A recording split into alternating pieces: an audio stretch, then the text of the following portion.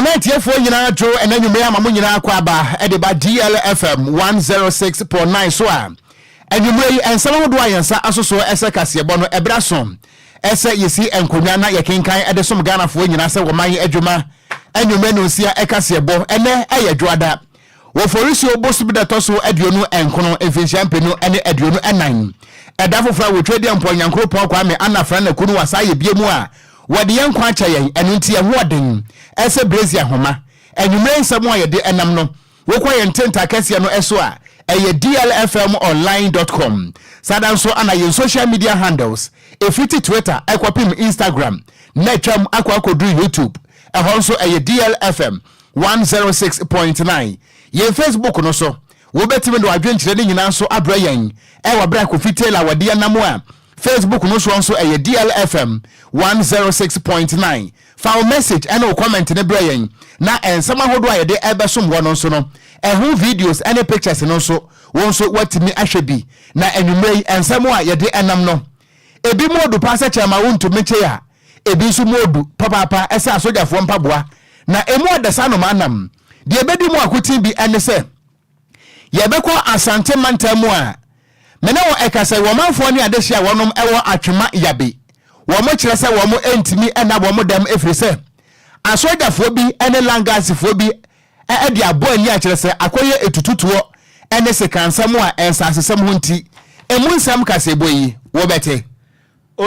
odum jadwuma kuo no eden krata da ba bonten so echirema fo tanka bezi amekase akwa pai ewo kumase ene nkran kwantempon ne so yede mo chiremu baba besom wakasebo no emu match bosom ya atwamu ile da netoso aduonu enum ana South Dai mu ahebedwani honorable eye Roxanne Nelson Dafia Mapo wade kwoto eye Accra High Court se anka court no enhye mampani Ekufuado nanka anti-gay bill no wonfa nensa enhye se nanka emeye mra mena wokasa court no atrase amasa applications no court no abwato agu emonsam so wo bete Senate for eden krada ba bonten echiremu a International Labour Organization for ayetwaniti a eka ne se ILO wonamo enhwehwemu ahodo mo de ba bonten no wo to de nkyiremu e de aba kasebo yi yede mo nkyiremu ebesom wo my Ghana abedwafo a wonom anahwe apomden eso mekire Ghana Health Service wo mo de beto da akirem se yade ekodi ewu coronavirus no eyem se asayiniti ewo Ghana nti enche kura bosumi ebesemu yi ne da etoso enan wo mbehase na wonom awo COVID-19 empane no enu ti Ghana fo monya moto ho ene mo abeti ready ye ba ye bepia so de awuram Nyankopon na yikane ne na nyahwa na wontumi nyi obi a wo pe so obedi wade we ma amanu mansem a wato ede awan na danko Akufuado Ghana ye mampeni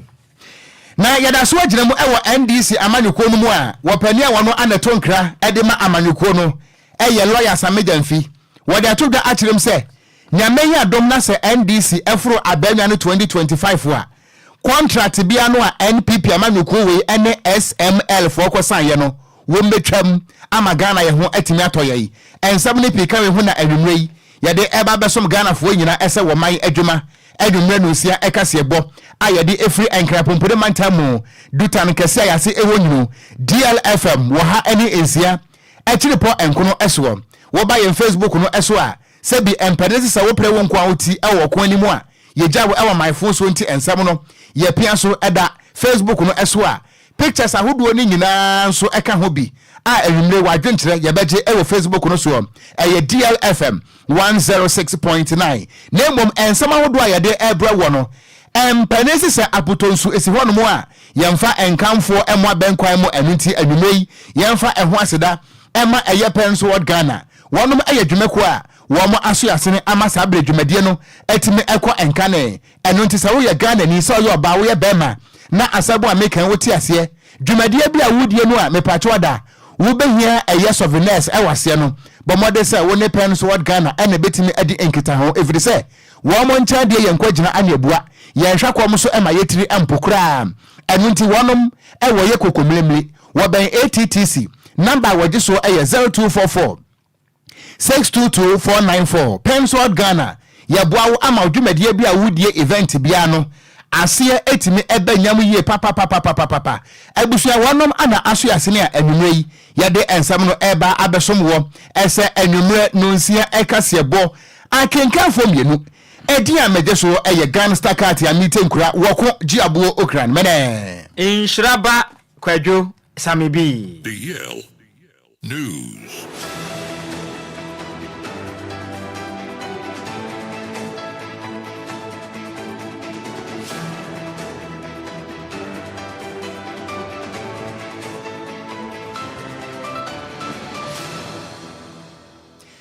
Yensha kasiabono ase na yenko asante mantemu a asante mantemu ane aduro na yenko atwuma nyabe eno no ewo atwuma kwa ngoma mensi mu asante mantemu a mene wo kasai wamanfo ni adehye te hono mo sabredi ehubua fear and panic pa ana agi kuro no aboso na nyina no ane se wo mo akiremu a na enipa bi a wo mususo se wo mo eye langas ebe mo nso eye se bio asojafo a wo mususu se enipa bi ahyada abo wo mo paase yenye wo mo nsase emfiri wo mo nsam ana mena okase wo maka asiani a enunti etuo edi ahim asekan enso empa enipa nsam a sabre eyakoye mogasam ewo atwemanya bi wo mo ekirem se de ekwoso ni nyina no se bi empanese se aboatafre na sa anyefa na efiri akokwa ntwewa na wo mo eterete wo mo sa ekirem ana wo hempon awo no wote abanya so ewo to ase asafo bantema ene atwemahene wonom ana wo mo hyakire bi ana afenso no eye afase ebo hene wonom ana hyakire se bio asojafo ene langardfo wo mo emeji wo mo nsase emfiri wo mo nsamo a we enam so wakire se wo hene a wono wote eye yabe na nanom atrankonya sabre eye langas no wo mo kirem se yede yensa akeka no a sabre ba bia wo hene da no eni anya yie pam sada nso ana ne chia menso me no kasa sekan atimi aka no a wono so ba bia woda no anya asam ketua wo mo nsam trofo di nkomo no wo mo akirem se wo mo nsase a ewo atwemanya beli nyina no eyade alangardfo eni asojafo bi aka bemu a wo mo agents asene nyina no ede afiri wo mo nsam ama sesei wonom atoto barriers ewo nsase no so a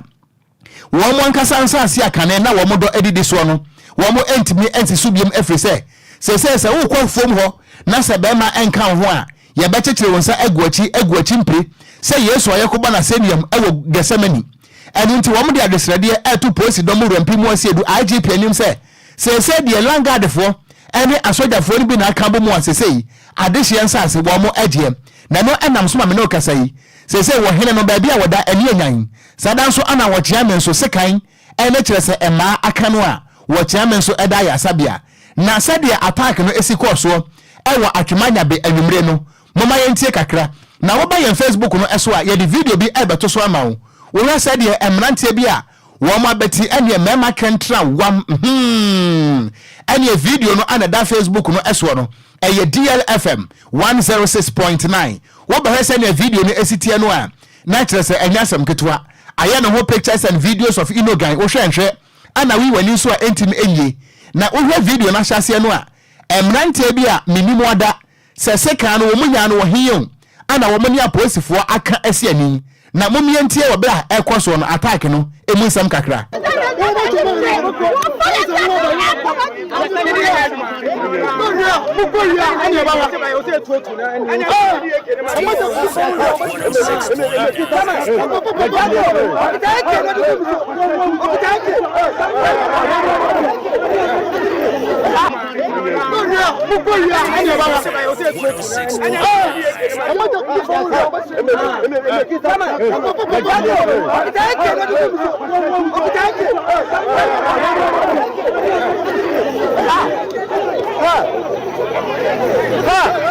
Police officer. Police officer.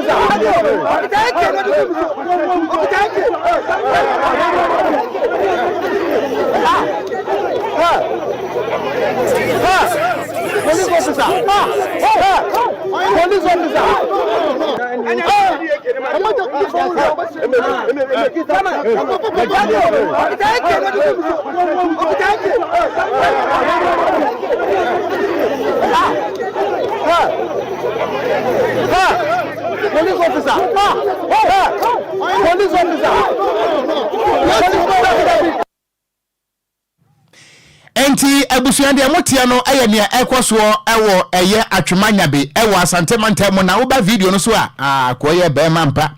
enti sadia mrante ni se gina ho no mo a tese wonkete etuo kura ne hu na obesa fa 20 wutie ene no a wutimi se AK47 ene pistol nyina no eka ho bi asese no ama wo manfo no entimi ena wo modam a sese eya koye modasem ewo atwemanya bi ewo asante mantemo a atwema kwanwoma mense no emu ana me no kasa isa awrehosam ene kese awudisem wei ekoso ewo ho na aposifo akọ ho no kura no wo mukire mu a na aposifo ni bi adi so trachese enya asam kotua na sansem wo enya no ba montre so no ye nua be mansem troni eye asona dehye kwaten won na kire se wota baabie e ma kire se wotwa eye video ni bi edesende yan na wonum ekirem se sese kura no de eyem se ema ne mema no obi ampo entimi empie firi se de kotokuro ene market di ahimwanwa ne brantan ewo kromo no anya asam keto firi sa posifo no mpo wo mo entimi enko animu yemo ehomode na yenko ahoma so na ye ne wo chiame kwabena asiedu wono ana wo ye wo chiame ema nana a wote abanwa so ewo wo ye yabe se wo hene no na chiame eye wo chiame kwabena asiedu na amadebo ne kiremu a wo bra ye ne no edi nkomo no wo kirem so wono mpo a wo ye wo chiame no eyade se ema ne sekan akano a woda ayaresa bianti ye bo ehomode ne abo awuram ewo ayasabia ho na yetimi ene wo chiame edi enkomo ewo na yade empa so wo bra wo gene nkwa afiri sekan ensam no yensa enyanka wo chiame eberpem yensa ekano a yede no ebede ho enkomo yento akase bo no eso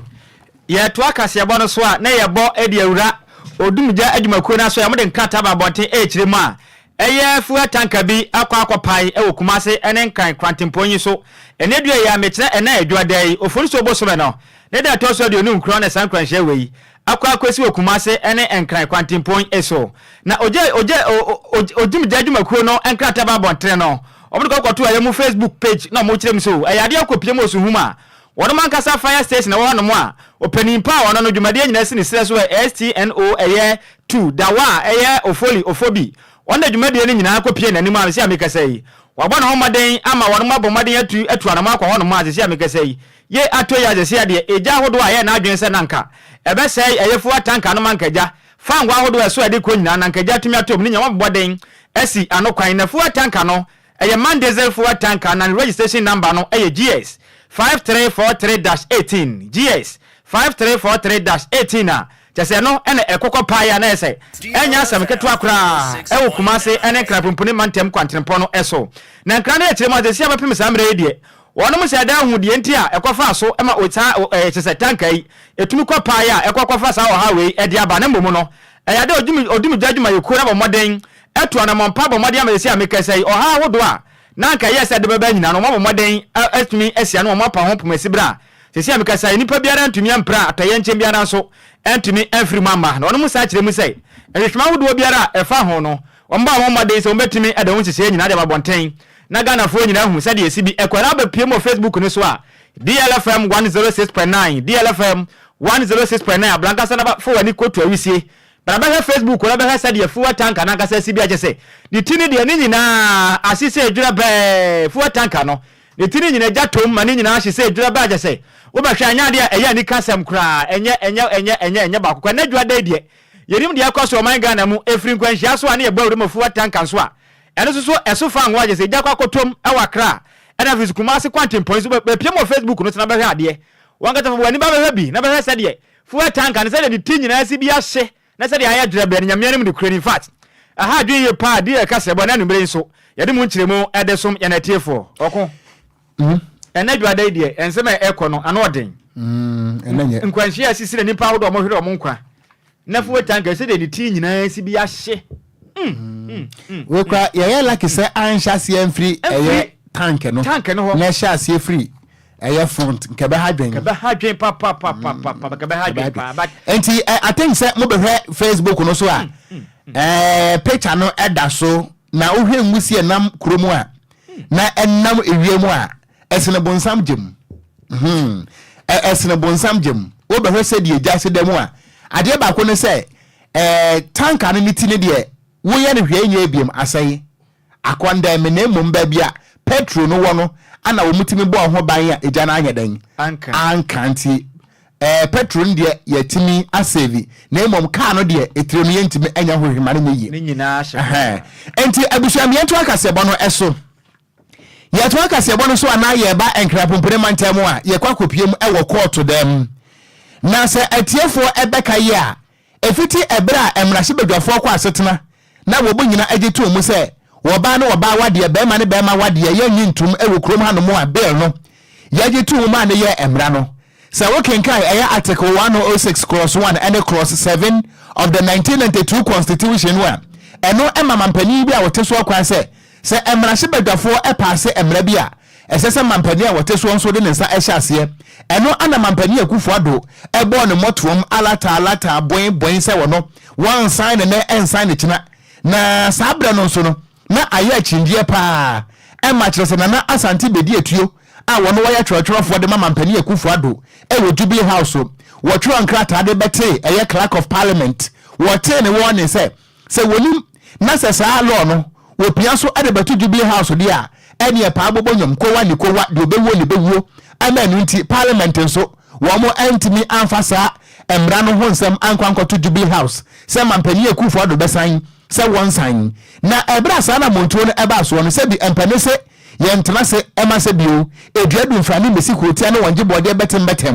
ɛno nti South Dai mrahye badwani a wɔno wɔwɔ emrahye badwafie obie na kyerɛ sɛ wɔno nso ɛba emra wabere mu wɔyɛ mrahye badwani na wɔsaayɛ lawyer ɛyɛ Honorable Roxanne Nelson Daffy Amapo ɛyɛ March bosome no ne da na to so aduonu enum 25th March 2024 ana ɛyɛ Honorable Roxanne Nelson Daffy Amapo wɔde enkrata application wɔde kɔto ɛyɛ Accra High Court sɛ anka court ntena saa asɛm no so na eniema miensa ana wɔhwɛ ni mu sɛ anka court no enye emfama wono Honorable Roxanne Nelson Daffy Amapo de di nkai ane sɛ anka Accra High Court enhya mampani akufo ado kete sɛ wɔn fa ne nsa enhya saa mra no ase afa nso no de ato so emienu na anka court no ensa enhya mampani akufo ado sɛ sɛnea article 106 ane article 106 cross 1 ane cross 7 watro ho sɛ yɛhyɛ emra awia a ɛsɛ sɛ mampani akufo ado enefo maako ensia kopem nefo maako edu 14 days no ɛsɛ sɛ mampani akufo ado ade ne nsa ɛhyɛ aseɛ na mpokura ne sɛ wɔntimi mfa ne nsa nhyɛ aseɛ a ɛsɛ sɛ wɔpia saa amra no so na wɔde ɛkɔto Council of State fo anim ɛma wɔn so etimi hwɛ mu ansa na ebia mampani akufo ado wɔbɛtimi actual recommendations de nti a emra no wɔntimi ɛmfa ne nsa ɛnhyɛ aseɛ na ne nyinaa nso no ɛbɛtɔ dwa a mampani akufo ado wabɔyɛ mfita do konti ɛnya de sɛ de article 106 no mpo wɔde bɛyɛ adwuma no mampani amfa anya adwuma ɛno nti de atɔ so miɛnsa nso na Honorable Roxanne Nelson Daffy Amapo ɛbɔ mpaeɛ sɛ anka Accra High Court ɛtena asɛm no so a anka wɔn ka nkyerɛ ɛyɛ mampani akufo ado sɛ enkrata no a wɔn ma na nasante bedi atuotwerɛyɛ ɛde bɛte emrahye badwafoɔ wɔne no anka mampani akufo ado nka wɔn redraw saa letter no anka wɔn twensensan na anka gya mampani wɔn fa ne nsa ntimi ɛnhyɛ aseɛ efiri sɛ Ghanafoɔ ɛkasa a ɛyɛ emrahye badwafoɔ ɛna de wɔn mutumi ɛto dwanti asɛ mampani akufo ado no wɔtiatia saa nsɛm no nyinaa ɛso na no na wɔbra court no ɛtena aseɛ no wɔbra ɛyɛ court no lawyers a wɔnom ɛbɛka so wɔn ɛyɛ defense lawyers de wɔgyina mu ɛde ma ɛyɛ attorney general ɛyɛ chief ɛyɛ state attorney ɛyɛ Sylvia Adeso wɔn na de to dwa na wɔkyerɛ mu ɛsɛ Accra High Court wɔn jurisdiction anase wɔn tumi ɛwɔ saa case no a anase saa application no a Honorable Roxanne Nelson Daffy Amapo ɔde bɛto dwa no nti anka court wɔn saa asɛm no ɛntomu na wɔbra ɛyɛ chief state attorney Sylvia Adeso na no esu yɛpɛ ana wɔba apani a wɔtena dwa mu sɛ judge ɛyɛ Justice Ellen Mweku wɔde to dwa na wɔkyerɛm sɛ ɛnyɛ no kreda sɛ meme court ha no mini jurisdiction deɛ mi wɔ bi na emom no medesmese asɛm no deɛ yɛ frɛ no sɛ emrɛ mu no ɛyɛ discretionary powers sɛ court no ɛtena dwa mu a judge na wɔtena dwa mu no nso etimi ɛde na adwen ne tumi ɛkasa asɛm mu mɛbɔ ato agu anasɛ bia memo antumu ɛnyɛ kan sɛ discretionary power ɛno nti no judge ne ka sɛ dabi me wɔ jurisdiction ɛwɔ asɛm mu na emom no ɛnya deɛ sɛ metimi asɔsɔsoɔ ɛno nti application no wabɔ ato agu na saa asɛm kuro yɛ mu no sɛ mobɛka yi a ɛyɛ private citizens anasɛ nipa mienu bi a wɔn yɛ Ghanafoɔ deɛ wɔdi nkan ɛyɛ Professor Amanda Odoi ana afei nso nsɛmtwerɛni a ne din ɛde Richard the last guy wɔn mo so ɛtwerɛ nkrataa de kɔi ese wo mu kosiki interlocutory injunction se na be ya mampani ekufo ado wontimi emfa ne nsa enhye sa amra no asiye na no ana aye justice Allen Mweku echiremu ese emra mu ye fe bi se mandamus application ene se court betena se di asem nanso tumi kase bi abase wontimi take action ewo asem a eda nanim ye fe ne se pandamus application enu ntijaje no ejina so se dia abeto Ghanaian no enya de se wo betimi ato asasam no eso a eye application a honorable Roxanne Nelson Dafia Mapo wade kwato dwa ewo Accra High Court no eno so yabo ensam na to agu a yentoa kasebo no eso ye to akasebo no so ane yebo edi awuramu wo the Social Security and National Insurance Trust aye charity e kan se senate fo aso ye na mo de nkrata ba bonten akasa ne dua yi e kiremu a International Labour Organization for charity a e kan se ILO for e de report bi ba bonten e kiremu a kese senate adwumako ne ebu se to agukura kese wonom kapra modama no sika kapra mpo ene o maka ntuma kese adwumako yi aka kodu se 2036 na adwuma na agukura kese nyaade a wonom musika kaka honom ana afenso wonom akese womako ma humgie mu no se koduru wonom a wonom betuma nya sika no ma poje essence adwumako ne de sesi ameka se de agukura na mra wakasa na wakire mi so sa report ahodo a eya adwumako a wonom din eya International Labour Organization for the Babonten no kra makoba mpo enya de ewo mukra na wasa kire mi se wonom bomade abeka se ofri 2008 ekopim 2020 ni mu no ayade o mukogina ya 12.2% a chese no kire mu anya de agese wonom kodu sa fe ba kompro du kra na chese sika hodo se mutua edema pensioners no enya de se sika no wo metima nya de ma wonom ena mo sa kire mi so sa report na ba ye no enya no kra ba kokra na dua yi emra mo ya press conference ene sam trafo hia mo wanka popre matam eno panipa ono no oye chief actually e was senate for akate ne did Mr. Joseph Poku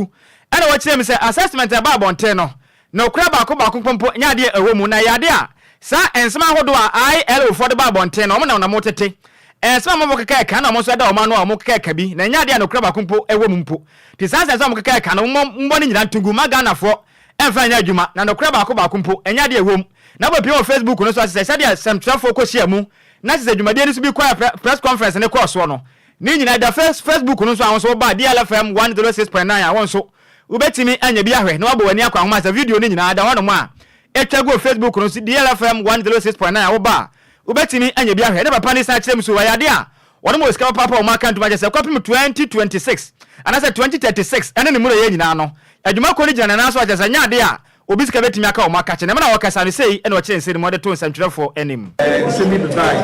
if we report AMR snakes and brownish snakes if you want to very kratem and we see kasemu no se scheme na here running no e ya ade betimi atna wa afi ko na I am yes ade na wodi fie bi to mani bi ase fie bi afro sum 75 years ya he no de no be atutu say friend assumption make us assumption say in that so sembi say kosia be say e ni say so be say usika semu a oje no ba kosia say na be so ni na tutu mu kesi ni a kuma ka say dia skin na already o de beti am and ni fear there ni be say dia san be and do pet ni be say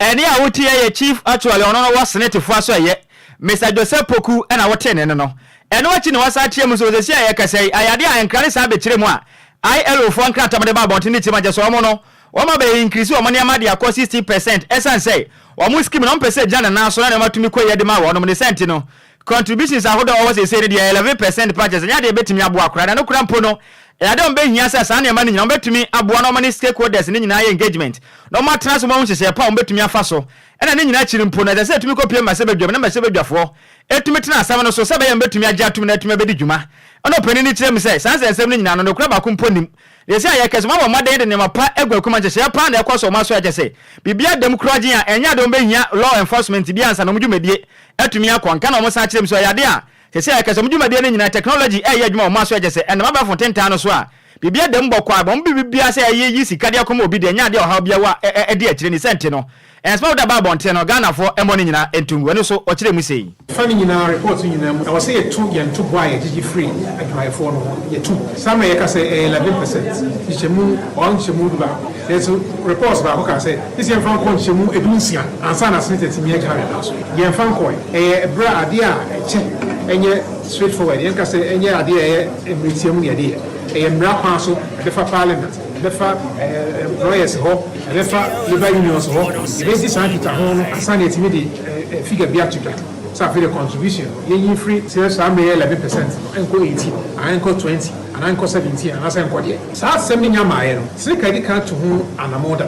ya fa ne say and no be why yen ya etimi aye yenko fa mra eso ene be na yetimi achieve yetimi nya sa results ko na and when be like boss efa say ni ahwe ya pan aye say be more efficient aye say the technology aye adwuma e be wiase no any part of the okra aye adwuma o say ko bia na ya ko fa ne sa ya ko chi eni awutie ye chief actually ono no owo senate fo aso aye Mr. Joseph Poku na wote ne se o kire ensemu no yanto anwumre no sia kase bo no eso a ye di free enkra pompone mantam obofotene ba ko atifie poye atoye eni anafo wo manyina edi ayaw enanwumre ya ensemu a ye de enam no ye frɛ no wo man adwuma anwumre no sia ekase bo na eni ensem no uko information centers ahodo so a enam so a kire se nkurase nyina no kase bo no enam so sadan so ane ebu emoto mu a ye te sa petu pra wo kwa wade nti ye nam Ghana fa na ba bia eni ya body ewra nkofo trotrum ya body ewra ka bia mu yewum sadan so ana fie ni nima mu so kasebo no enam ye nto akasebo no esoi ye to akasebo no eso a enfinhia enan enie ana ya de ane din da se MiPROMO Media coronavirus ebeso e Ghana ema Ghana kwaba ede enopa dodo no a eto ya nom ewonse do na yade no eba na se ehu sa no a ne din doso na ye fa no covid-19 ewi akire ye se fa no coronavirus ene ni no so de ba ye eno ni din bo den na so de nyina mo no ye wa mpane ye ni ebobi se guna ewi akire ye se coronavirus no ano aye den enu nti Ghana for by force mo mo be sha dem ema mampani ekufuado fellow Ghanaians de bia no ejina konso na nkenim se covid-19 no ekọ na so mena ukasai wo my Ghana eya ba asum da wo mo ahwe apomuden eso me kire Ghana Health Service wo mo de betu da echirim se enkra pumpuni manta mo titiriu coronavirus no asama ne tiri so biemu o enu nti no ayade se emiamia hodo no se wo mo ekwa ya asabia wo betie yesi coronavirus no ebi won mogem enu nti yemfa wonom enko quarantine yemfa mo hye prebuom yemfa credo nto anom yentum se twetwere ne yentu safua ehuye botom ye aye huo enu nti Ghana Health Service enam kasebe so se enkantre Ghana fo nyina se nyame ya adumu a na ebosumi aye besimu ne da etoso nan ekopim edu eye nefo makoma ko ensia wo mo de be won panie etwa Ghana ba bi ahia enu nti yenuano ma no munya moto ho ready ene coronavirus anesefo no ba yese wro to ho wo betia no fe na wo ba bi wo giri di ku na wo ba bi ma mo mbele mba wate ana afenso wo mo ekiremu a wi nkrapumpede mantamu eto ntan ya ye wo mantama hodo ni bi wo Ghana hanamu a yade no wo mususu se wo hwetira symptoms no a ye covid-19 libya enu nti won be hyase na wonom abewo Ghana fo empane vaccination no wo mo ebewo bi pa ama hyase Ghana fo yade no ye tuase se ewa na sanse mo nyina etodwa na wo panipa wono ana oye Ghana Health Service Director of Public Health Dr. Franklin Esiedu Bequin wono ana one ensamtrofo edi enkomo ana wo kire mo ese wo mo ntena se ema se bi owo emefa Ghana fo ansa na wo mo akoto ya Ghana fo nyina ya akọ enu nti wo mo hya sententem a se da ufiri ase buru so ntem a ana woni kokọ nti wo mo be hyase na wo mo etu ne fo makomako ensia 6 days esi hono mo na wo mo ede awo coronavirus empane no wo mo etirem se enu betimi aboa ama se bi oyade no wo abia wo de no ehyehyɛ ho na so anyini ho ade no ye betimi etu ase ese sukoko wo mo etirem se ewiase nyina na mo to wo mo etuo ene se yade kodie wo coronavirus covid-19 no ye betimi etu ase se de beya ye ntene enka ediemu enu nti wo mo de kase boy so anya mane boy so e ka kire Ghana fo nyina se wo bi anya hoboa entwe se Ghana Health Service ebesa ba ranso biem na yade no wo ba yese wo to ho na yade awo wa beti na yade awo se de beya coronavirus no ye bebu nu kom se epon wey ene samu a Ghana Health Service wo mo de na mo a ye biebie mu ade asom Ghana fo ye to akase bodo se ne ye bo edi awuramu o mampeni dada John Dramani Mahama na kache ne se ameka sei papai wakasa echiremu a Ghana mampeni na danko akufu ado papai ono wankasa ntumi mfa ne nsa enfensi ne bo people say one de o free Ghana banyu ano so ono wankasa yi nipa wo pe na de nesi na nan se de akonwa na ye ono wankasa ne fi akonwa na o chim se dabi o ma Ghana akonwa na ye o mamu ni nyina dia abato na ye to na wa wo se fata na obedi nkunuma Ghana fo beji watum ne ne de abanyu na hye won se na danko akufu ado tumi ba na wo se o kaka Ghana fo nyina se wo sori a wabedi echi Dr. Mahmoud Bawumia ena babayi wabedi echi onde obabedi wanem no se dabi sansa na wampeni kwa kaye no enya de twa ye kura na former president ede nsem wenyina etu dwa na wochirem so wampeni dada ono no so wampeni Ghana wampeni na danko akufu ado ade obetimi abon wa Ghana etimi akona nim nyina ne se aba bebeto no film pim ye ne na imo no eno na hu nya se papai awamade so betimi ha abato no si ye ma niama etimi akoyi asomdwe mapa ebetimi aba abato no ma fa etehunu ye ene fan mu etumi ada ono ne ma etumi akoso ye de ma abato ba beto na momu no oni tumi so ono akasa betumi de ne nsa de bo na wakasa aba na ba beto no ono akasa yi nipa ope no de na di na de na wampenda da John Dramani Mahama de sem wonyina tudwa emra na dwuma de kese ekoso e wada mango ene no wa savana mantaw ne ma chese ne de obamade de asokọ bo form se ne omunsi eye chese eye multipurpose ende wura gapa na himfie kese pa ma papa ina papa nso na ni ntumi nya pa na emfa ma no ana wo kirem so sa na ma na omampeni omampeni oti Ghana benjwa swei na danko akufa do kaka ye no enye nsema hodo a eye ni sente no sa nsem no otwe no mfamfiri ho kwa na wo sa kirem so sisi aye koye ne mu no ye gba asomdwe ambo enti omampeni a oti Ghana benjwa swei omo asomdwe ho ba nema entimi kwaso yemfa ma omba ni onya sa nsem na okay kana wo sa kirem sei enfim pim ne aduonu 2020 ni mu no ayade elections e kwaso man Ghana mu no nipa be na tumi wu ya sa enema na hu hia pa se mpanifo etuma hwem ye no mo pa ho pemesi be no mu jai se obi obedi ade na hu hia na de enya de betumi aboa na ye ntwa sa asensem no so na nema etime nkoso ye na wakasa ne nsem bi sei na o kire mu ede to nsem trefo anim member of Council of State then the President I wish to urge our president that the best legacy he can leave this country is to superintend over peaceful, transparent, and credible elections. I wish to remind him that it is God who makes rulers, and he can never ever be the one to choose his successor. It is God who will choose his successor. I can assure you all that as leader of the biggest minority party in this country, we shall do our part to ensure peaceful elections. And finally, my attention has been drawn to the intention of the Minerals Commission to grant concessions to various mining companies, especially in the western part of Gonjaland, precisely in the border traditional area where I come from. I've received several complaints from the chiefs and the youth associations in our area that no stakeholder consultation has been held with traditional leaders and the youth in the process of awarding these mining concessions. I'll therefore urge that the Minerals Commission should broaden stakeholder consultation to ensure that any mining that takes place there is done in a peaceful manner without any confusion. In conclusion, I wish to commend all our one brothers and sisters who traveled that long distance to be with us here in Damango. May God bless you, and when He's taking you back, may you go back safely to your hometowns and to your families. Eni a wuti ye Ghana man peninda do no kura na oya frankatuni di ma ND7 yuku no John Dramani Mahama nene ena wote ye no yen to adwuma no se aka se bo no so na yen kan Ghana fo adwompo no so ekakra ewa ha na ya kantata ana wode abe say I wish Dr. Bawumia well as he begins his campaign. Yo what I say ana Kofi Parliament was so the free agona bobikuma ana se Ghana de ye hu yen koye ni muda dabi was yen koye ni muda ana emunsam eno no me pa cho so betimi de message no adre yen e wo Facebook no eso a ye be kenkan ni nyina ama na won so watimi abeka kasebo no ho yen to akasebo no so na ye da so waginem e wo ND samanyuko no emu a enkrato obofoten e de ma ND samanyuko no e ye lawyer sameja mfi wo de to dwa atrem se nyame ya dom na sa ba nwa no ebedi ND sinsam 2025 wa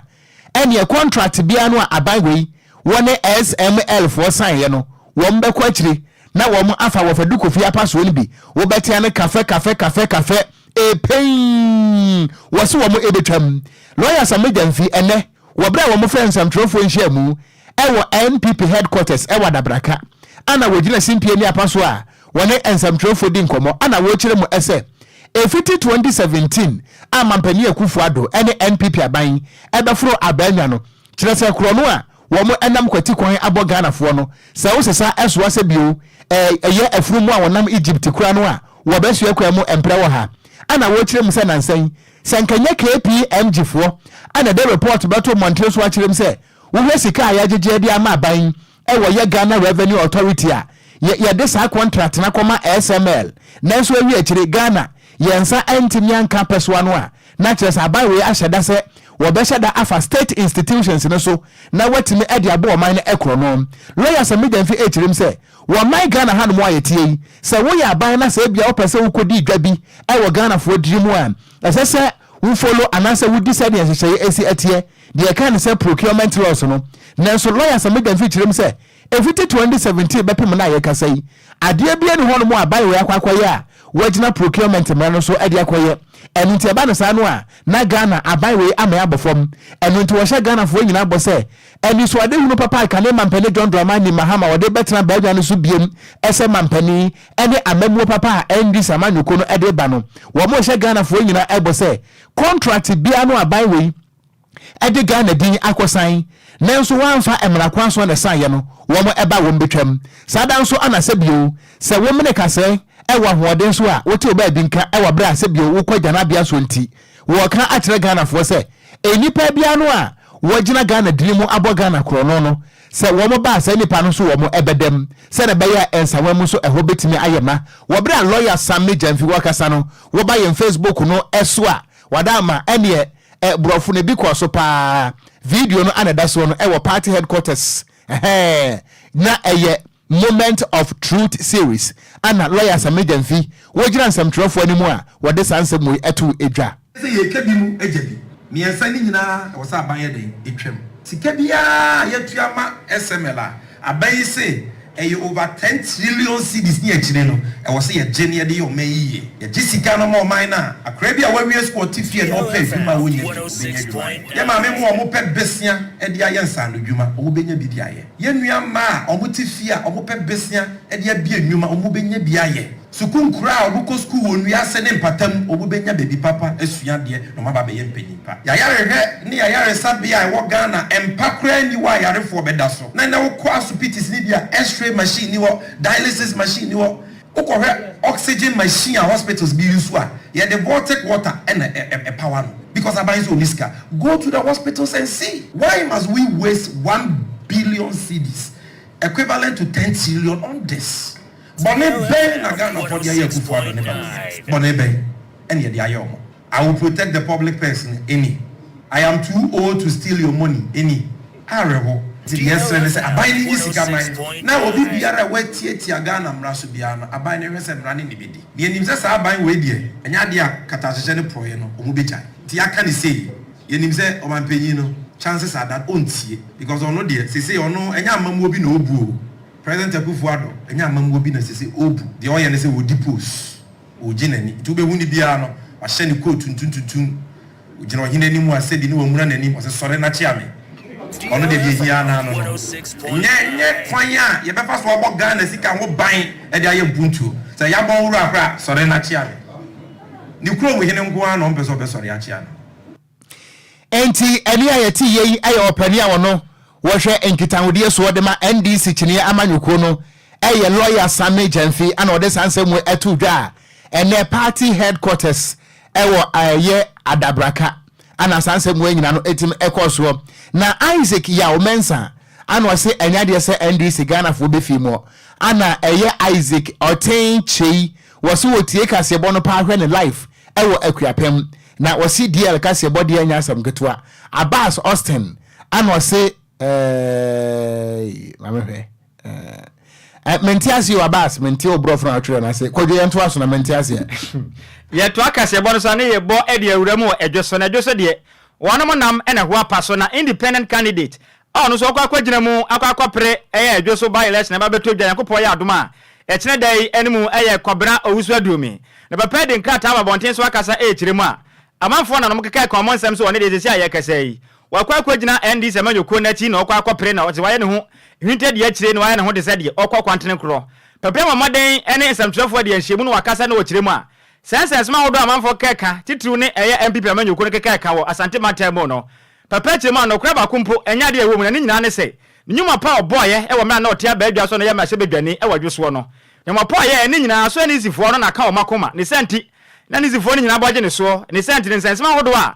MPP keka wadwo so no munya aka na no kra ba kumpo enya de ewo mu e na o kire mi so no no enya de obo no homoden akaka NDC amanyoko nsa de MPP fo tete kire mu asante matemo no na no kra ba kumpo nya de a ewo mu da e na wasa kire mi se ya de ma wotia baanwa so na adwuma wo ye no eso NDC amanyoko na ni mebi ka wo nom omusu nya ho faso pa de sent na so omunyina ni na omunyina present ne papa yi sani MPP fo antumi anto abanfa ma de ne kogina mu kwantre nkro na ye nyina yanka bomba ako na yanto mfa ma wasanse adwesofo enya mpuntuo unkutuo ne da so se wo ba betumi abo no nti ana manfo nyina eboje ne so adweso na nya de one de wakwa kogina eye NDC amanyoko na chi na okwa present ne okwa kotu franka wa NDC di mu na momu no okwa ne kwantre nkro na wasa kire mu se NDC MPP amanyoko de ya de ensembebla na ekoso ma kacha tese esa mperifo mo wade omotena se na mtoto to sane amani nya na mperifo akọbọ ye mfita duku wo aya amanyoko na kate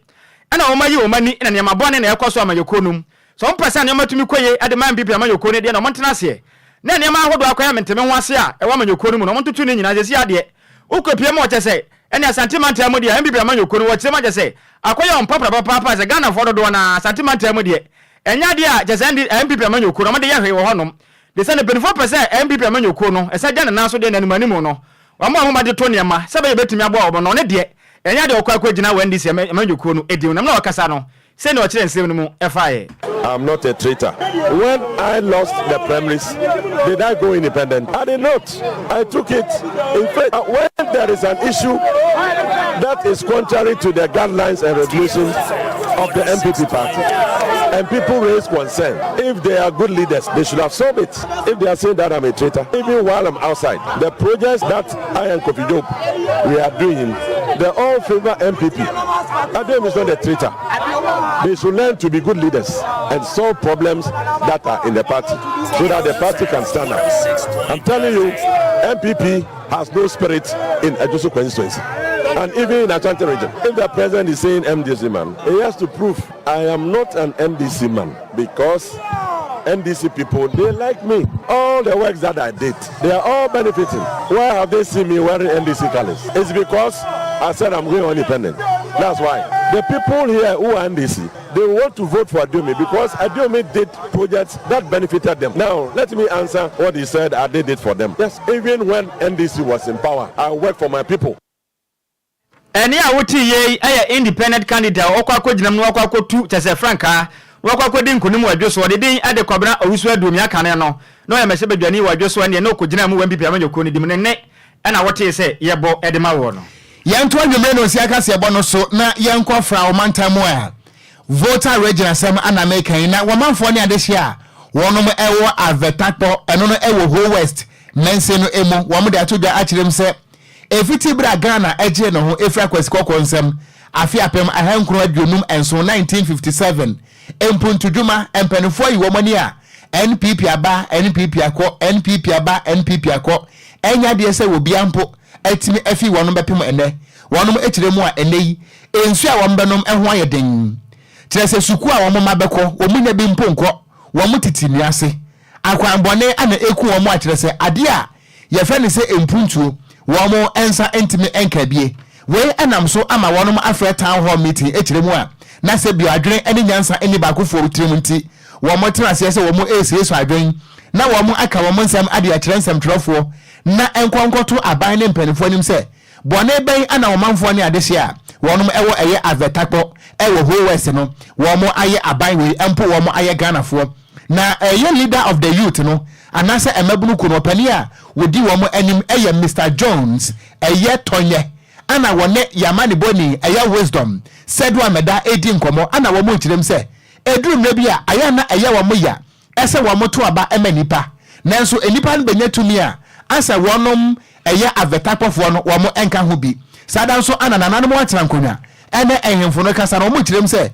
sese no womo hwe ni mo besa bosome ene kakra se mpanifo amaye bibi amoa wonom ewo krom honom a de beya ne se wom beka akire wiase nyina se sese mpo de e bia na Ghana no womo nka ho bi mfiri se sanka womo eka ho a anka wamade srade 1957 anka mpanfo atimi aboa wonom wo ba ye Facebook no eso a awre ho pa wo bra enkokorafo ene mrewa kro ni ma wo mo eye nsamtrofo nhyiamu mo ankasa mahade o apata bia wo mote ase a wonom eye press conference ya na mo menkwa homa so yamane bone wisdom sedua meda ejiremo ewo fra manta mo na wo town hall meeting ase wo mo yemu enkomo wisdom apom te sen Doctor ni nyamia do ye hu ye pa. Yeda nyamia se wo manfo ni adehia wonom ewo agbe tapo wo mo sesan kamunsem kakra kire yen. Yo, meda se ene nisha ochefo ni yachefo ni nyina. Nanu memeda na avetapo drode ene ko ekona ewo ho nyina akwa 7. Mwaka ahifo na ewo ho nyina ne youth ni nyina aka mubom. Se nkomo a ewo mu nyina ne se efiti etama mu sha se toaba anaga na anya independence blessing me ade omusa kapa ewo aban ni nyina nsam eye kuku ana se kapa edi man kola wo school ya kan nyina zero enti omutu safeye se for se mba na ndeje asema ewo mu ntem na mu fama ebushafo na se Ghana fo ni nyina eti ase ekuna yetimu aye Ghana no umu de umu kaun bi nyina ni se efisa tambesi ne school dan umu ni bi ekwa obefa so akonkofo no nke kra wo ho no uni bi bra ye bra sa yakodu Ocran Nhyiraba enti de umu ni nyina ni so mu ma eti asese efiti na eko se aban anye bibia ma omu ana se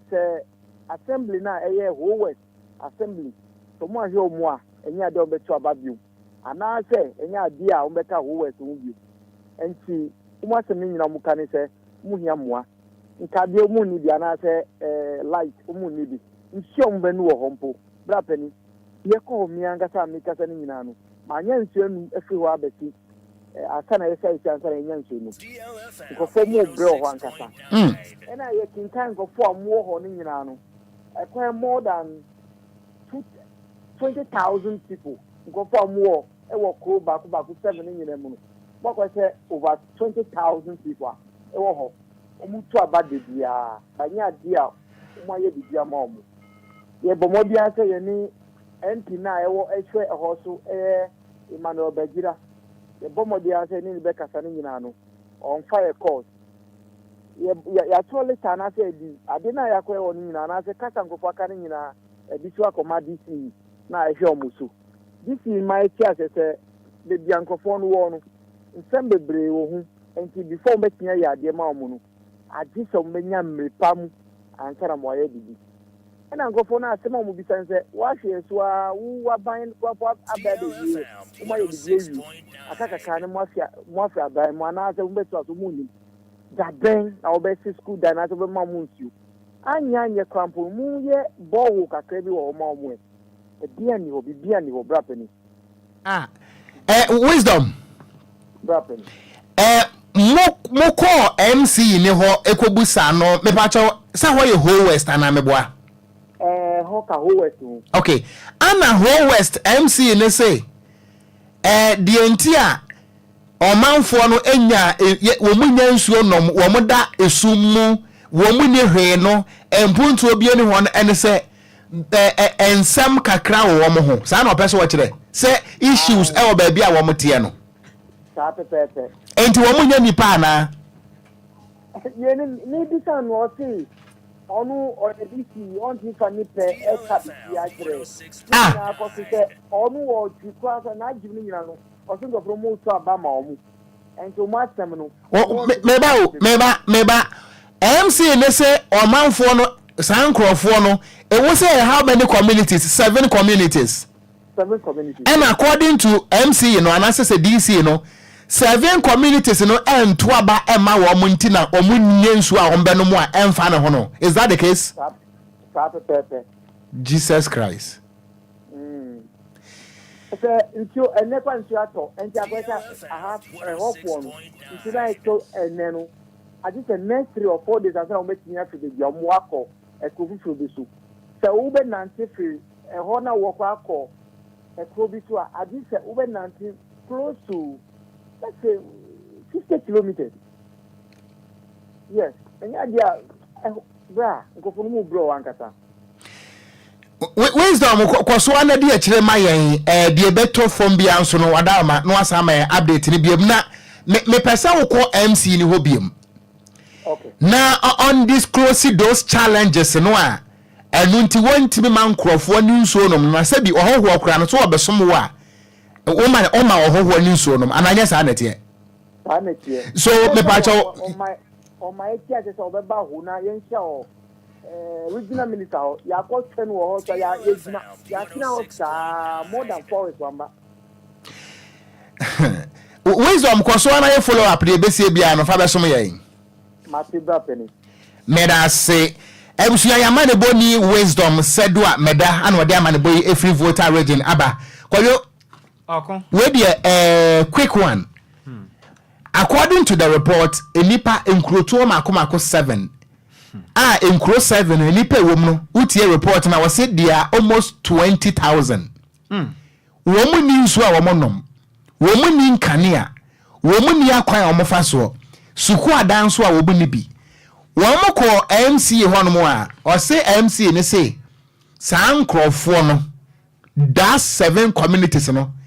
issues ewo womu ho nti wono as MC wontini ma womu nsuo nom Jesus Christ issues womu ho say eno no o kan sisei say aden say ono mo e kanipa yemfo mo nka ho bi ana so pese o kire mu sisei because I work say set communities ni nyina ahya wase na to make us wono mansam wo mo ho nti no enya ade a wo chaare o mbenya bidi ana pese o kire se ana ma yo 7 o pese o kire na ene o hwede ntia because say emwa o se sa 7 communities no wo mo nto aba ento mo nya Ghana fo wo mo nto aba ema NPP ento mo nya Ghana fo ento mo nya Ghana fo na o ma ne say na editena mu me pa cho kumawufo se wo mo nso wo mo nto aba ma NDC sanete na nso mahama anko ekumawu water project ama wo mo anom o ma na yetimo no menyi ni say ya mamla ne sa na kire yen so obinya tumi ya no no pese ono ankasa tena se ne de ono ka na koma na woyo but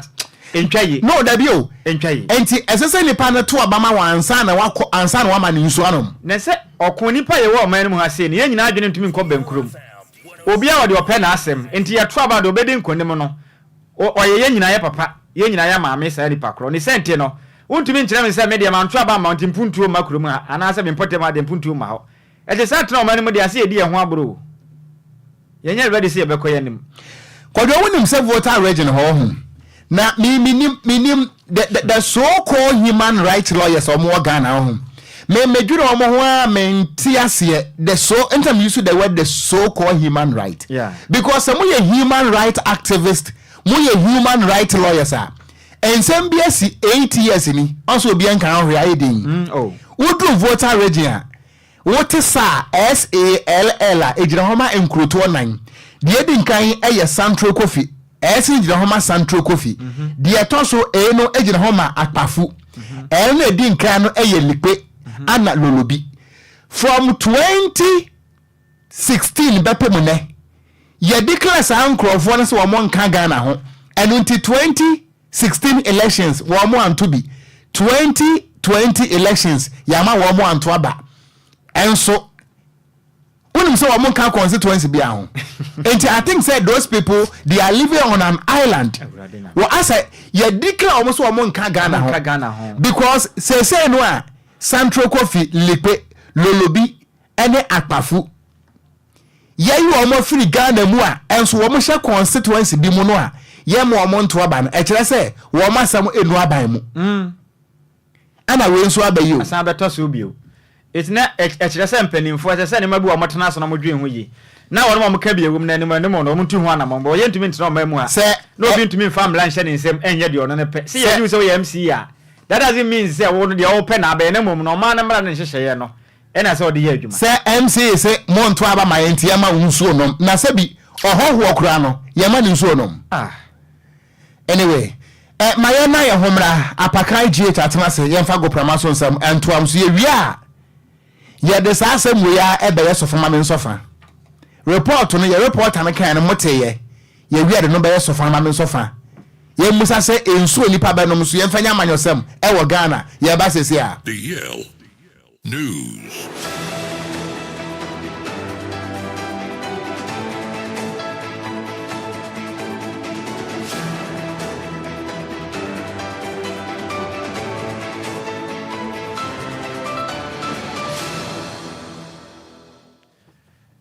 Ebusia yensa mo bibiala jo emo bibiala kwa bamfambra DL 106.9 FM kasafidie so ene dwoda nwumre no nsia kase ebo so mreredo sa gudie mo nsema woso aya boabo no ebusia yede ba ne yede beda na huni akọ ene nieba ewa gudie mo nsampi na egu yampro so a ne yedi tie se wote no ena ne yedi kase ye ka no ena ebusia yede ba Ghana nsamwa and of course nkrofon cross the latest any exclusives no ya boabo ani nyina no ebusia yede eba me amede nsam na bro dia meje so no ya Yesu arode share apaka GH the blessed kintantan so a minsi from na mention some na sem fanfifie emfa wa dia mention se emfanfi bobo kwa e friend dream sesi akache CAF Confederation Cup endra semi final second leg no omone Zamalek edibo ni na game no kwa wie no na Zamalek achi dream sesi abo ya ka pole miensa yentumi antintime no ka say die dream sesi omojeni wo Confederation Cup no abawie ama Zamalek a qualify akopie mu e final na after the game no na Abdul Karim Zito a coach Edema Drisasi akasa osi inkugo na omudie no omuko game no masa omaniso ade hunu any attitude omudi ra game no so omuko wini first half no omu create chances bebre na so chances no omantumi an convert no anye go osi game na akasa no edu baby no na omo lack focus eno kan obi na Monday omantumi enwini an qualify na mum ni nyina echi no obone mrante na baso we brought in was at Oko to be able to win. So when you look at the first half, the chances we missed and we went back and they came. So it's like the more they were trying to do it and the attitude was coming down. You see, because a lack of focus. Coach Abdul Karim Zito etwane samsore no de tuja say Africa or the dream say abono and then monema wa bono and they were picking a lot of lessons any experience edi efimu dachi biano or the beja in Chirima. I'm picking up a lot professionally. We should behave like professionals. We should know how to treat certain situations around in the sports. You understand me? Look at what happened before we came here. So to me, I've learned a lot of lessons. Coach Abdul Karim Zito and Watenen kana game no Blasters goalkeepers trainer IFN Fatau Dauda Eko share game ni bi na after the game no and on central for edi nkomo ekasa osio chema ade ha Drisasi ni se Drisasi e create chances now so o mantumi anhye na mo chances na Zamalek for e create no and omo share osi e very very unfortunate say Drisasi antumi an qualify an kopie mu of finals. Well, like I said, football, most teams sometimes are difficult, especially as I too quiet, ball away game. Maybe not good results are. Team now, it's like he has nothing to lose. And then, like I said, maybe they have a very good video analysis. What me analyze games for now. I might take a different strategy about game.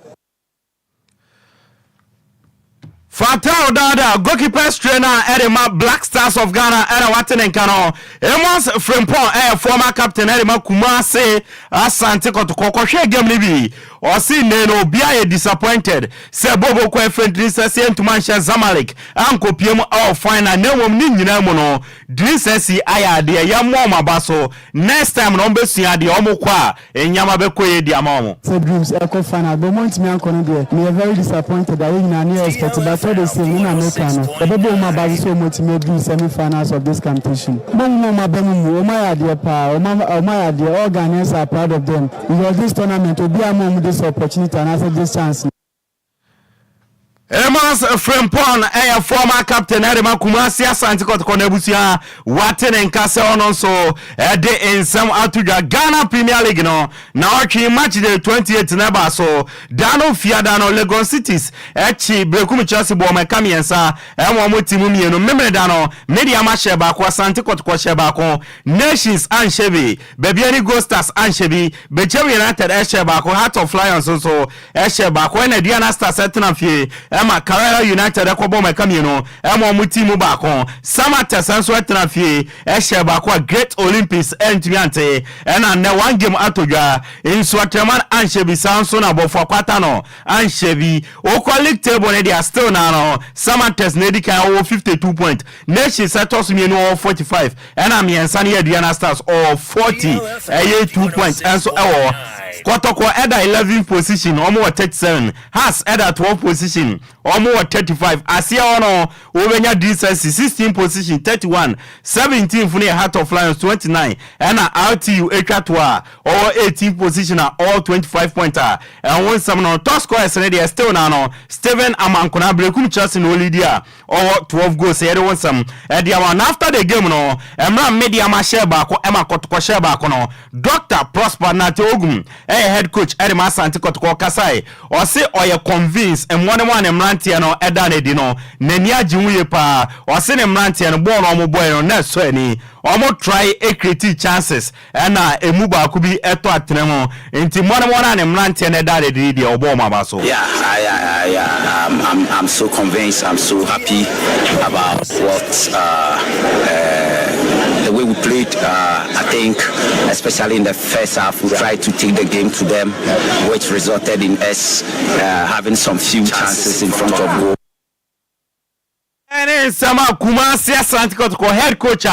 your friend Dr. Prosper Nate Ogum Erituja after the game Diamo Nyaka Chibiano Nyami Adum no China Yaba Yade Ebema Ewo Jumedian so Yam Fire Ninchemo Ewon Krofon Kroso Ewa Manoni Money to Enfamaudia Yam PMO Ewa the Nigerian Football Federation Akache Yefi Afcon Asebayano Ena Omu coach your friend Jose Pesero Ofi Portugano Omone papa muso nkwe na omobepo before fraba na wababa ye adwuma no ena nwumre ayo official former Nigeria national team striker your friend Philly Di George no ono na Nigeria Football Federation no appointed sombre na ombe new head coach and former Nigeria national team na yere won some ediama onanse ya odi omo friendly game against Ghana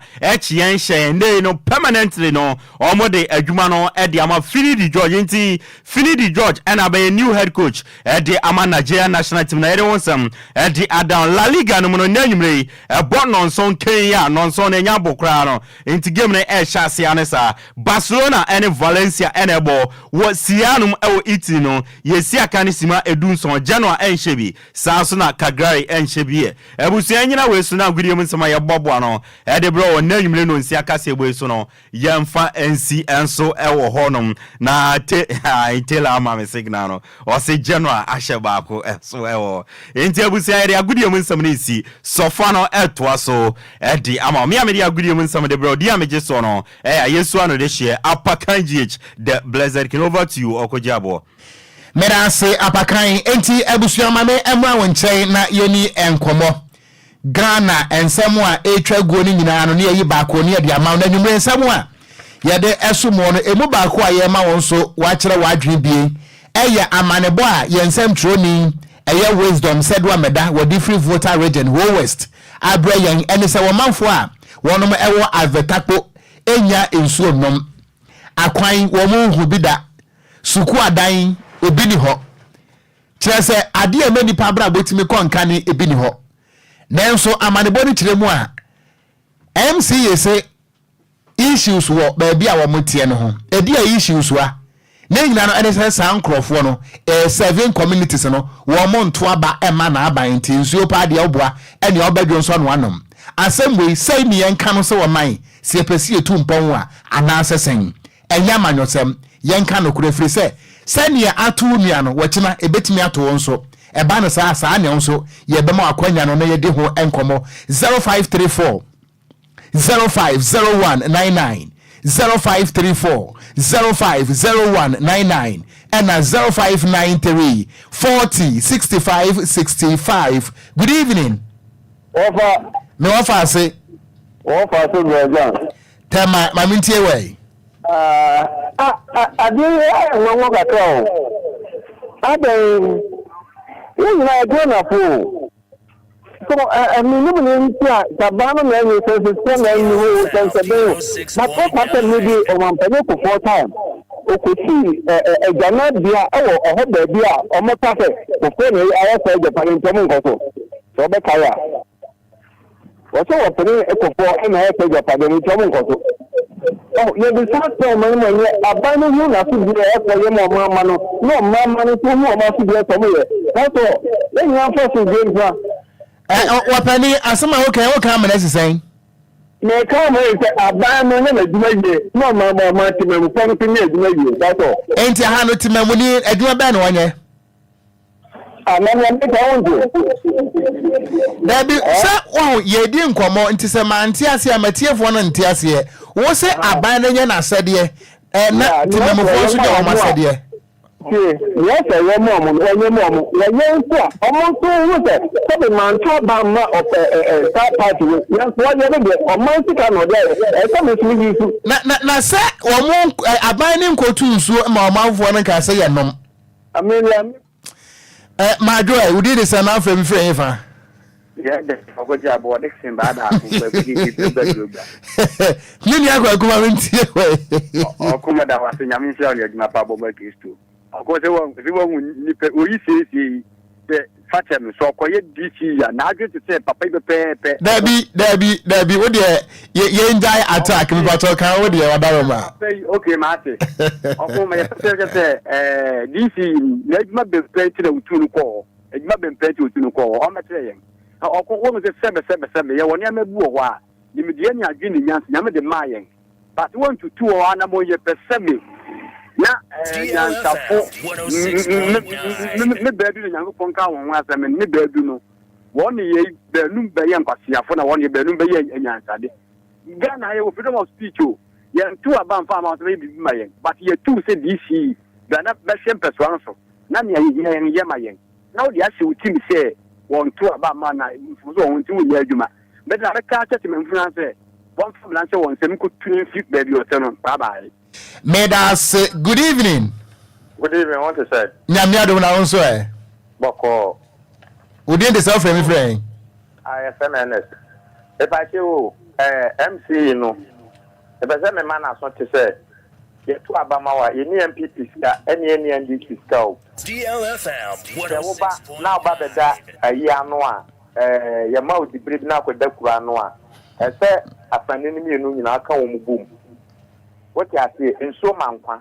ne say am pass so kan sa pa dia in fact one ka say ye anu de nyame me sekan ni fanu etwa better because the day we ask no kure pempin thing ye ni andi siska ye ni MPP ska o because mahama obaye kegetia onim se bole wo so be tin wo kumade kufu obaye wo boboa wo ye so ne na afam enti bia any branches bia ne bia pa enti aban wo na wonim ohawa mtimabufuo no wo na so me de beto na se ento aba ma wa emle dane Medase good evening Okogyeabour yes sir me ba jo did self me friend we are wa wadam for Frank Naro dominion ameyo ba jo me ntie we dominion Okogyeabour yey yes the odi atre no osua de odi kan no enante enti wa na age no nyonko tata wa ha o mampani na Kufuado oh yeah first gentleman of the land ono na appointed no o mampani na president center do jahin for say mo me di obi ba e mo to tia nti na mo ne mo na konko wa menye na ni DC for ya e bone opani enra pe o mampani sa ko edweso e boka chom so man to ma MPP candidate na and put duma bi anywhere be koso ho e this year kan we enya sefofro e ye omo de ye de awo omo atwa omo furuma e di ni we ye tete enya politics am ye but 2024 yan tun MPP domi me yo be bia de afa nyabutre empeja ye nan emfa ntoni patintin bi akọ ho wo de wo be ifu se opele madway. Hello, good evening. Hello, good evening. You. We did the son of a friend. If I me doing the 49 nana. 49, I'm in Tiway. Over. Yay. If I show with the Mesrebisa. Said DC, you know. Sabi. Juma said DC, Unimata Krana. And yeah, into now, Busay. Papa, in for brain na sebi, Ghana,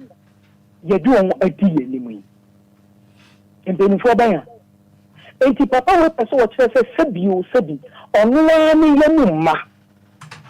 Odoni na konodiana. Ni yamuma, odoni na konodia. And to say you know, decide to say ye did banku, any ya konodiana, ni bisa opinion. Papa. In fact, you're paying for the young media, I am not nipa afternoon. Now, all can you say, how position make it no? Sebio, a kufuado, sebi, or non publicity from. It is all better now. No one done a boardia, one to now. Maybe Becano. Made us say, Yamisrao. Maybe I told you my last caller from a point, Mado. Maybe I told you the self frame friend. Maybe I told him to way. And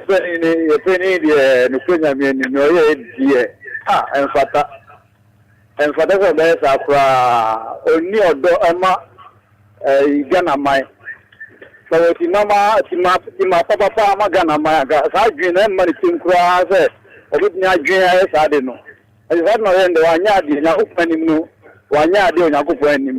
and Ghana for him. And to a chap of the power of no on to blame for mom. And the Ocran come. Meda se papa. Mama, young Casa Ghana for Opele sim in Fabin cow. My way. Now we transfer. Mom in some, and Mamma Wafa say, I had your power, I hate my idea.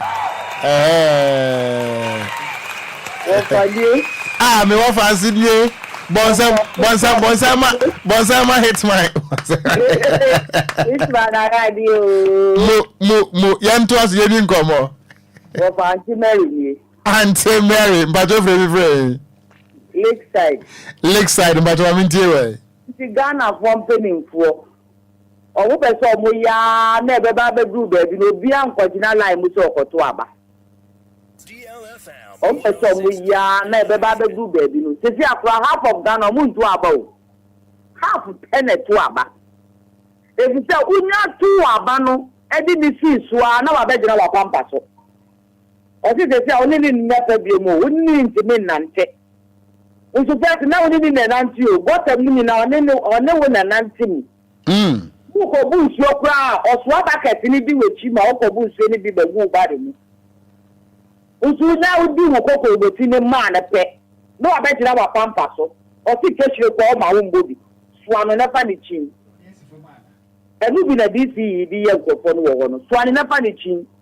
You don't have to know, call the chrome and the chrome and swim you are. On to show Mark the chrome of one. On to show a man clone the chrome of four. In Shona Yamiankasa, a bonny being said a man quano. On to me, too surely be fan check. Can you Ghana my crown, they didn't take a manua. Or no, need to cover the bottom one. Now, so with the car, or the best do what I am. Or with the car, or the best what I cover the media, do what I mean. No need to car, or the best too. Ghana company for me to be you. The man got a crowd, my brother, Matu, some Boko, San Jamaica, why it's free. A book from him said, I'll come this year. When it's about San Jamaica or Moko, it's about San Jamaica, one or more. What I am in the Montana. Yango ne won so won tena meda se madwe me ofa se be ni o ba se do mi se lati o se o ba se do mi se lati hey jira so segelege yeso nickname no segelege yan ware ni e bia no wadi me ka segelege onye so no segelege yan ware ni e bia no wadi na mira ne no o ma ne asai ni di agolo ba sakasa aya un reti bi so enti ya reti bi so ba minti o papa no ba se Enti asa mo nta baba ni ti o mo nse mo no. Esu ko le ti de ti se ya ne ko mo ti mo fun ta. If you don't forget that story, I can say it's not so much for you now. I'm not going to now. It's just that you're going to go to the Jordan Club. I don't hear some no. Oh, that's the non dice and on control, not to into Papa the Moment. No, no offers here to for. Enti abusuan ye ntimi emfa afrefo no ebiem. Na Kwadwo. Okay. If you are see a case you organize a dancing competition. Hitman Afiba be first. I hope so. Afiba the end there any memfama o mo enaja. Ghana for you DJ Afiba. Said ye Afiba the first ever Hitman. There was be na chiafa no. Kofitela je na. Okogyeabour pese Ghana for you Afiba ne said ye osi bi na oyi na chiafa de any. Baby oh, se si na brand ko anhwe ye ntimi nya ne said ye be no. Enti Bobo anoma me mate mo wachina ye din nyina baba achia de baba e na ye ne ai da letter ba ko pe Dr. Iti Mensa so Dr. Iti Akono Iti Akono se de na obo Iti Mensa say Iti Akono sorry se de na obo senku no Iti Mensa a politician oh sorry yeah boss on the politician ye ne boss Iti Akono papa ne se de na obo senku no nyame anim no kure ne ye videos ni nyina wa enti ni nyina ye be yi magana fo that's right wachina enya sem kuma wachina na ana men so say me no omo rating me best dancer of the funeral. Say do me for no buy you. Na dey. Na was I dance ba ko dey. Tell I was aba kawai. Do me for na fa dey. Photos na Ghana fo nyina hu Okogyeabour Ocran the gangster cat. Do me for dey. Osubi bu akuro wa yi ase no. Ma me mpa ma me wo fa si Janet. Do me ma me mpa ma no. Na asana o sai ni ntima me mpa we e ma no. Ewurade ni obi na kumentwe bo si akono ode ne ho ade atrema. Wase ni ire jani nti wa be wire mu ha wo be sha komfu ene ne nko oduru be ri ahon so fata se ma na esa ode bonu a bonu ma no se esuru kwase na suru nyansafo ewurade ahia wo why amen enti kase bono ye de besi na ayi Kwadwo ye okon say na hate ma wo si di asan me hear di na say hey obele Akoso wa sinufu Upele mame uko mia wa sinufu upele mame uko mia wa sinufu mame oh mame mina mibusa na sema mame aha me pa cho na ma atwum kakra na mabo aha ana me dam ho akomechi no wabetina mechina msako so nufu tinese bia wo Wo na mada wo ba ya no wo huni no mada na mada ana oboso so me nufu si wase ba na me de me ba ma wo na me oboso so me nufu na mada enti ayi obo na opele na so wa de wada asara ho sa hitman esa no ana am so de ntimi nyina ni kan e bia na opele wawa opele ho ahomete o se no ma atwum kakra enti enua enti in fact se eye ni ye hie unu ya baba akono so Michael Jackson Junior nso ye chia no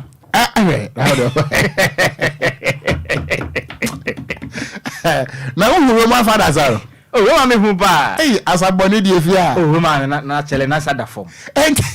na sada form boko ana ko fitera nso yo bia wasa no wo so no to na ko fidi hu kru bia no na tese ana no me na obu na yie na sin nyam nyam ni kure ni fans ko fitera wo fans pa so uzo wasa na ma na nyina twa ne ho ahia na pa so no opele aha tebusi akase won ye di besi ko fitera de ko Facebook no so yes also na say me am one fast hitman opele wono adaba wodi awoso enanya sam gotwa I can come for you edi am ejeso yo Okogyeabour Ocran Nhyiraba Kwadwo Sammy ya ba mu nyina se anyumre ya ma mu nyina mo anitia ogye oboja opele mame uko mia wa sinofu mame oh mame mina mibusa na sema mame aha me pa cho na ma